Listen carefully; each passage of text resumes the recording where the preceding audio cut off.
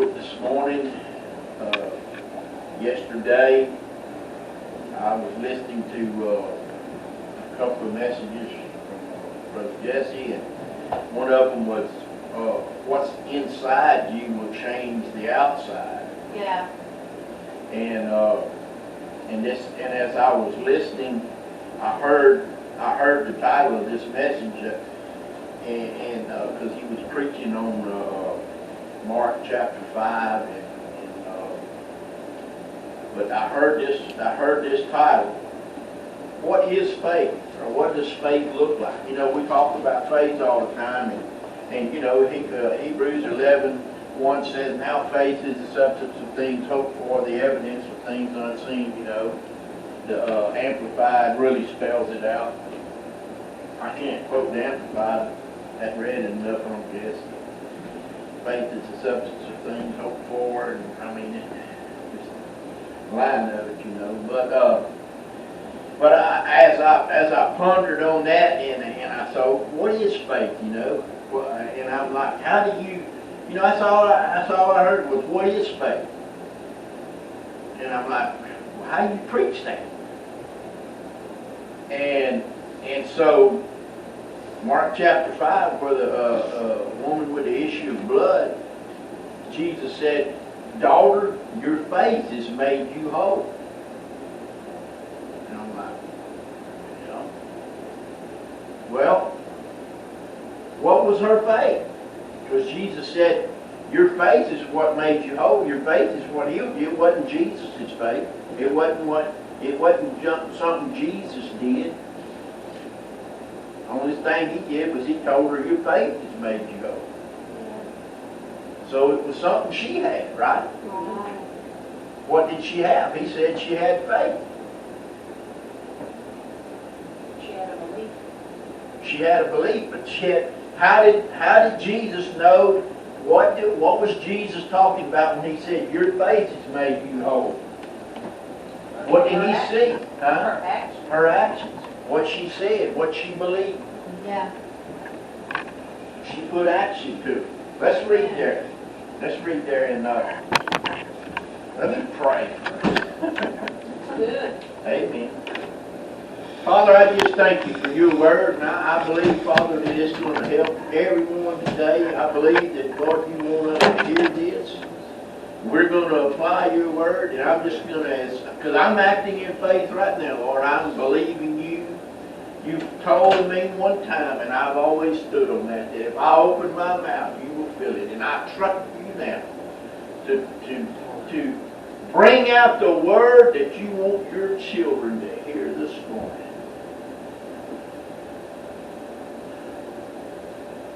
And each individual one of them will hear what you want them to hear in their way. In their way. Amen. Amen. Amen. Let's just start in let's see.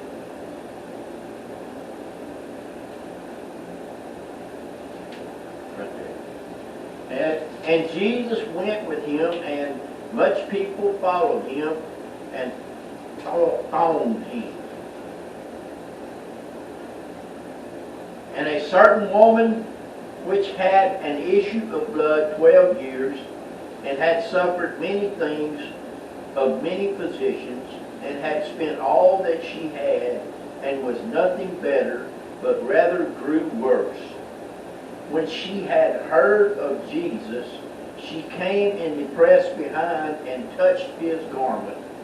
For she said, and Matthew's gospel says that she said in herself. In her heart. And Mark says, for she said. See, she had something in her. She said something in her. She had something in her. What did she have? There was a faith that had been built up. She heard about Jesus. She evidently had heard some things that he did. You know, something caused her to go to the extreme that she went. So many times we read this, and for years I never realized just exactly what she went through to get to him. No. She put her life on the line. Yeah, they would have murdered her.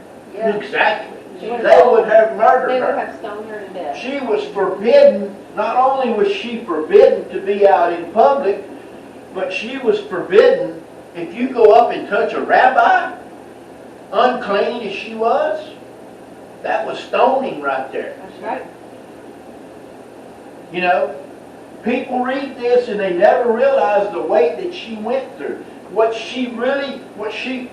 mean, this is why Jesus saw her faith. Right, yeah. Yep. She did something, I mean, she stepped way out there, man. When you get in faith, you're going to step way out there. Amen. Amen. Yep. Bold. You're going to be bold and you're going to launch out into the deep. Yep, that's right. Amen. You're gonna go some places that people are gonna say, you better not go there. But when you know in your heart, Yep. when you know in your heart, Yeah. I said when you know in your heart, Right. you're not trying something, Right. you're doing it by faith. Yeah. Amen. Jesse Duplantis said something yesterday that just reached out, I mean, it just rained down in me.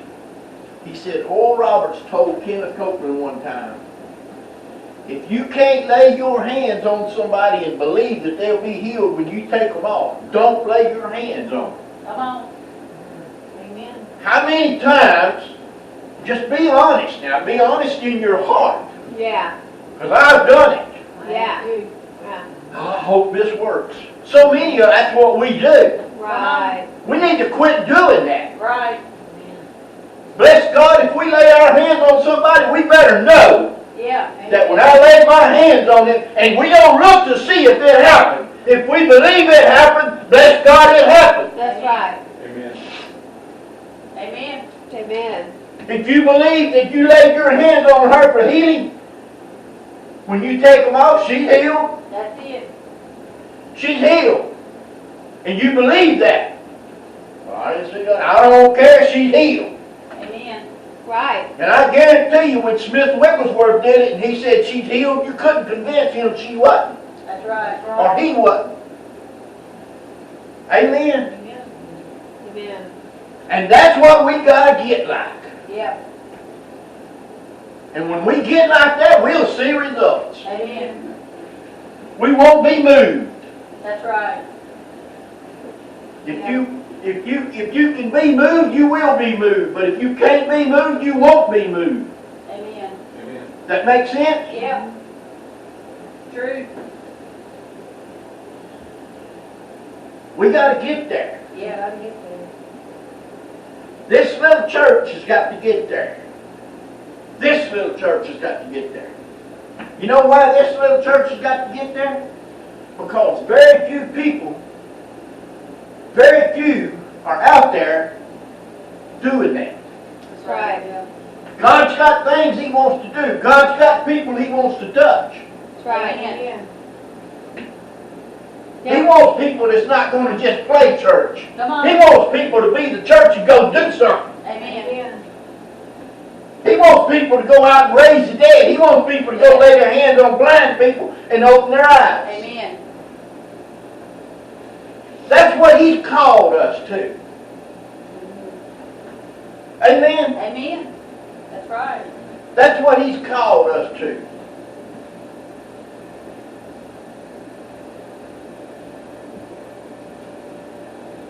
Glory to God.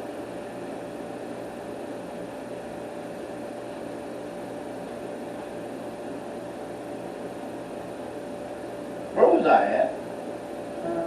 A certain woman which had an issue of blood for 12 years, and had suffered many things of many physicians, and had spent all that she had, and was nothing better, but rather grew worse, when she heard of Jesus, came in the press behind him, and touched his garment. Right there. When she touched him, well, let's just read on a little bit more. and touched his garment. For she said, If I may touch but his clothes, I shall be whole. And straightway the fountain of her blood was dried up, and she felt in her body that she was healed of that plague. And Jesus, immediately knowing in himself that virtue had gone out from him, turned him about in the press, and said, Who touched me? And his disciples said unto him, Thou seest the multitude thronging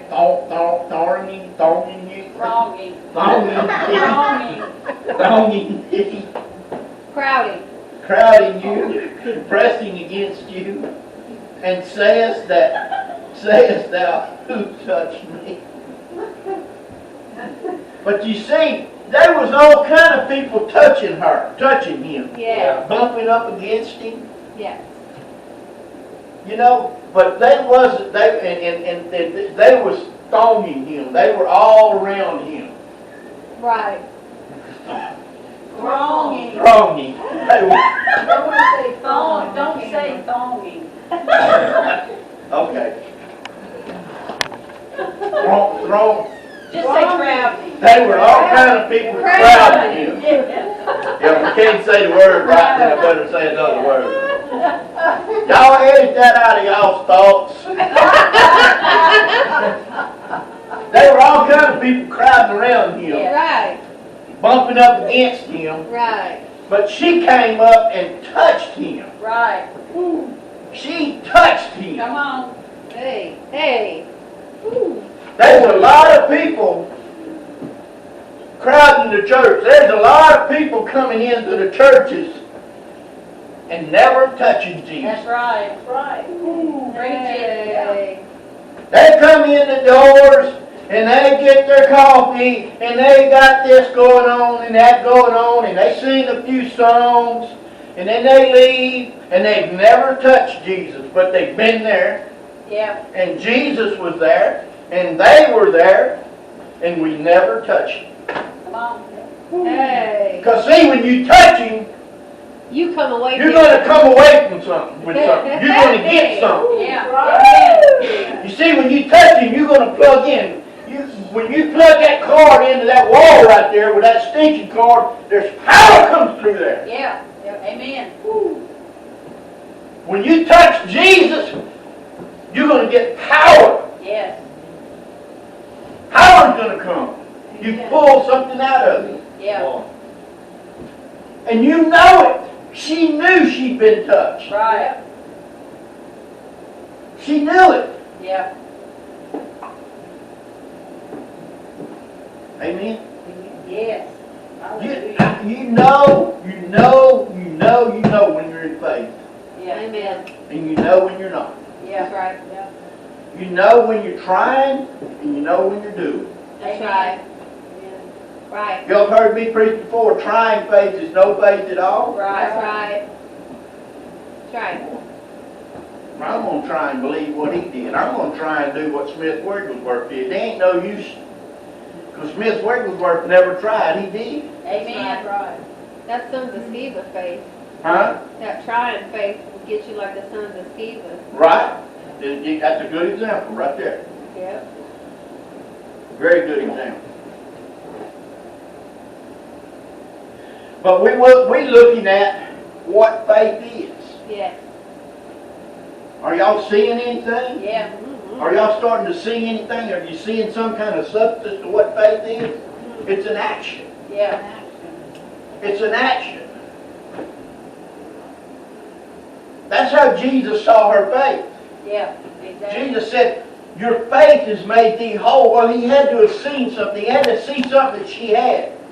Right. She put action to what she believed and got out in the crowd and she went knowing that she could be killed Yeah.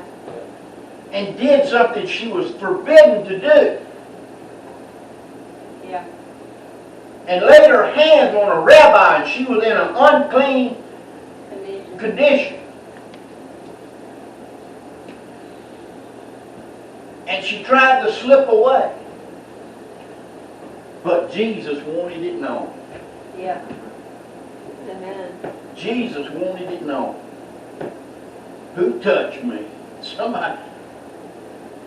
I thought I could sneak away. Now I'm going to have to reveal what I've done. And humbly she came, knowing that if she told everything, she was probably going to get killed. If she told, she come and touched him. Because she come and the word says that she told him everything. Yeah. You know, we read it here and we think it only took 2 or 3 minutes, but no, she's a woman. It took her 20 minutes. That's right. There you go. That's right. There you go. It took her 20 minutes to tell Jesus what happened.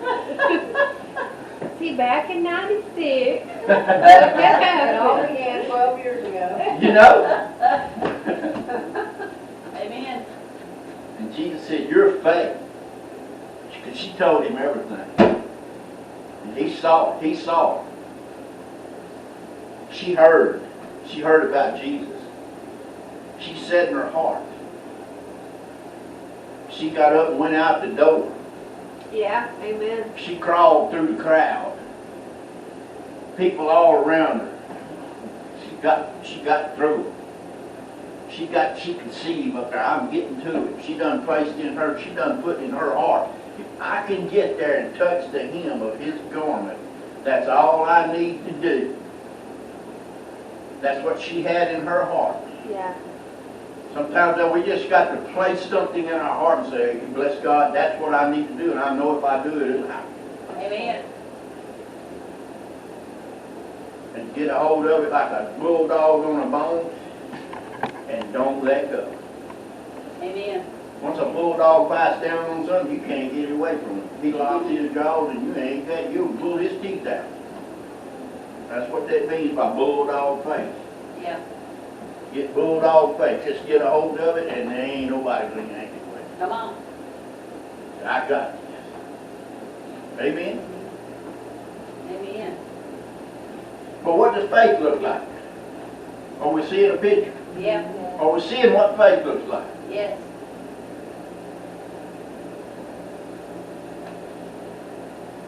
And Jesus, immediately knowing in himself that virtue had gone out of him, turned him about in the press and said, "Who touched my clothes?"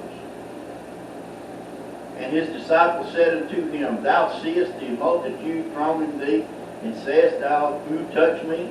And he looked around about to see her that had done this thing.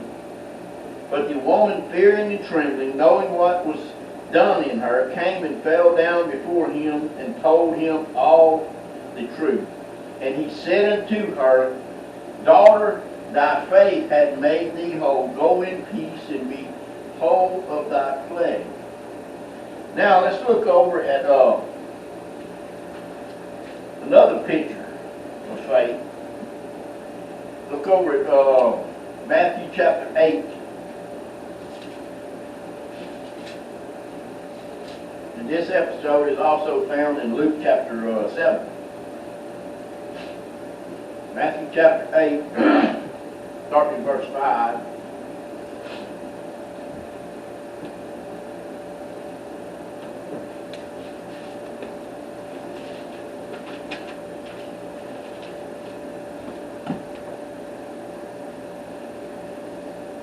And when Jesus was entered into Capernaum, there came unto him a centurion beseeching him, and saying, "Lord, my servant lieth at home sick of the palsy, grievously tormented." And Jesus said unto him, "I will come and heal him." The centurion answered and said, Lord, I am not worthy that thou shouldest come under my roof, but speak the word only, and my servant shall be healed. For I am a man under authority, having soldiers under me, and I say to this man, Go, and he goeth, and to another man, Come, and he cometh, and to my servant, Do this, and he doeth it. When Jesus heard it, he marveled and said to them that followed, Verily I say unto you, I have not found so great faith, no, not in Israel. so faith could be found. Amen. Yeah. Amen. Because Jesus said, I've not found faith in Israel, no, not in Israel. Everywhere he looked, he hadn't found the faith that this guy had. Now, what kind of faith did that guy have? Let's turn over to Luke, because Matthew said the guy was there, but Luke puts it another way. Luke chapter 7.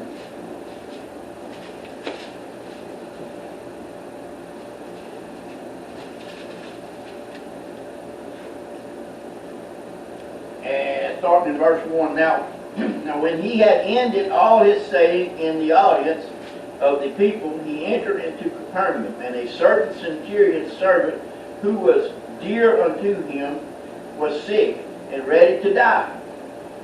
And when he heard of Jesus, see there again, he heard of Jesus, just like the woman had heard of Jesus. And when he heard of Jesus, he sent unto him the elders of the Jews. See, so right here, Luke is saying that the man didn't go, but he sent some of his elders, or some of the elders of the Jews, to beseech Jesus. So y'all listen to what they say. Some elders of the Jews beseeching him that he would come and heal his servant.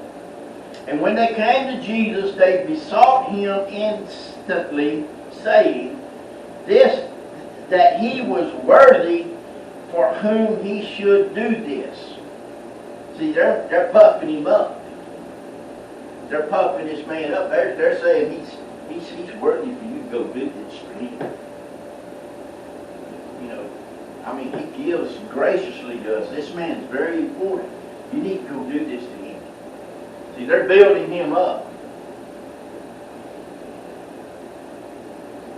That he was worthy for whom he should go do this.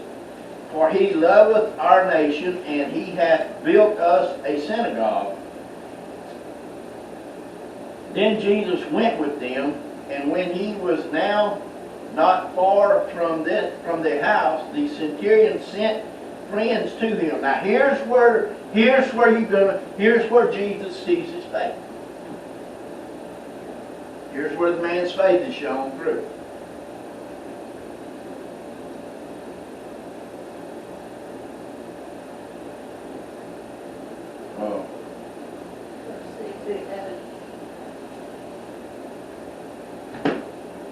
No, verse 6.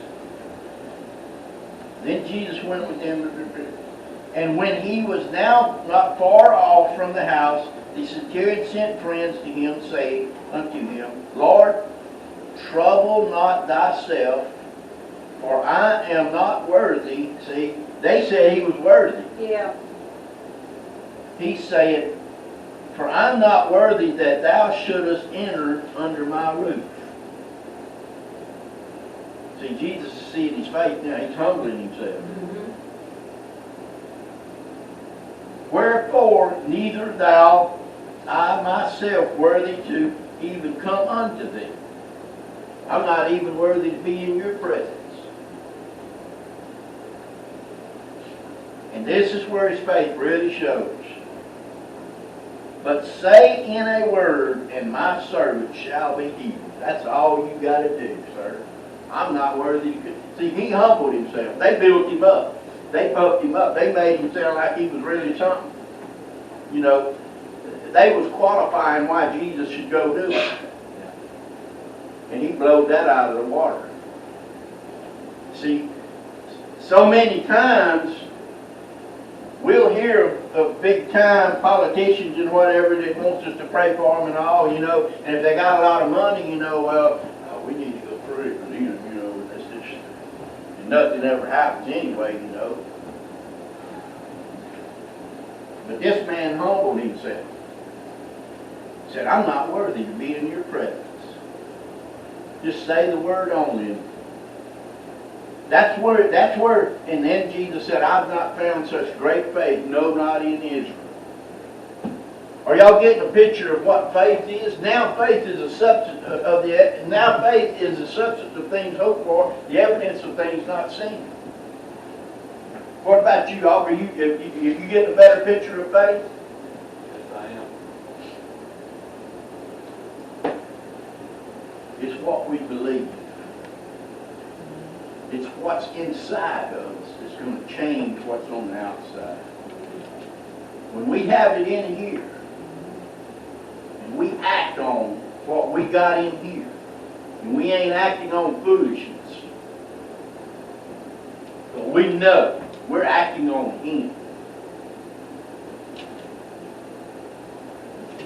We're not hoping that God's going to do something. We know God's going to do something.